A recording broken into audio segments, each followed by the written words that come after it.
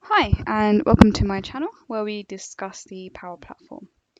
Today's video is about the PowerUps latest updates. So I do these monthly as of August, September 2020. So the second in this series where I essentially just look at what kind of updates that there have been in the PowerUps community, stemming into the Power Platform in general, looking at Power Automate as well, but I won't be looking at Power BI in these particular calls. Now on the PowerUps blog, there's only really one update on there that's come out in the last month.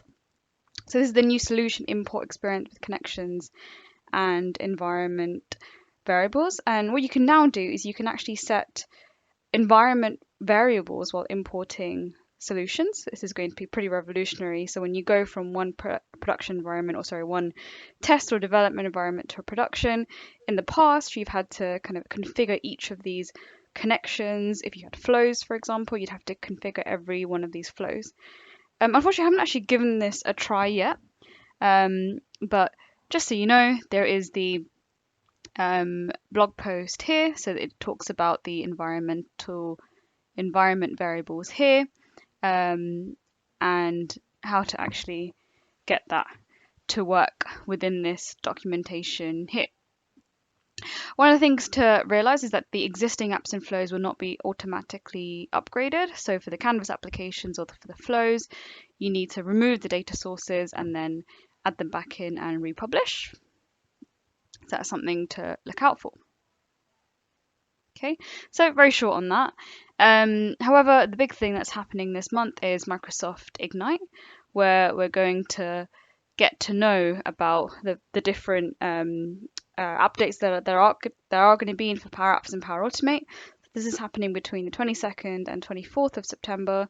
And what this is we have the PowerUps and Power Platform sessions listed here. So we have 5 here that were listed on the PowerUps blog. So we've got Microsoft Power Platform, fill the app gap and supercharge organizational agility, build agile business processes with PowerUps, automate your desktop with Power Automate, amplify your pro developer skills with Power Automate, and how to responsibly scale PowerUps in your organization with a low code center of excellence. So it's free to register. So go, I urge you to go register at this, as we'll hear a lot of PowerUps great information here. The third thing I wanted to mention is the PowerUps community course. This happens every month, and within here we had 3 speakers this month. So Geeta Sivasailam, Emmanuel Gallis, and Tomasz Pojitek. Now, Geeta in particular talked about something that I think I want to quickly demo, which is just this CoColors at the bottom. So what this is a tool we can use in order to pick a palette. So if I click Start Generator here, for those of you that develop PowerUps, you'll know that we should be using kind of a theme set within our PowerUps. And for example here, I can actually, if I don't like this particular shade, I can pick a different shade. I can explore, so I can pick a few different ones that are already existing. And the great thing is by using this, I can actually export the code.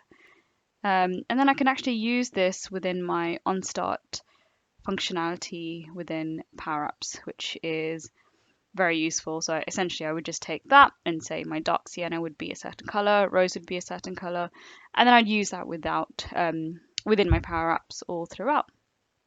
So I'd just take a look at this, as it's a very, very cool tool.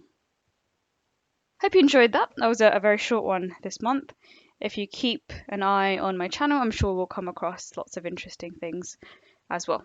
Thank you.